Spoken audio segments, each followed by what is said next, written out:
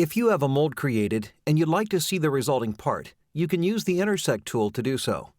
Here I have a core and a cavity block already created, and I'd like to create the part that this mold would make from the cavity.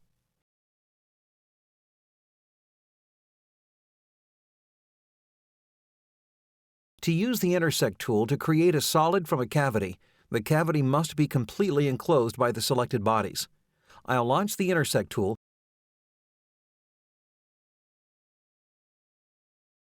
and select the two mold bodies. Next, I'll click Intersect and the Regions to exclude updates.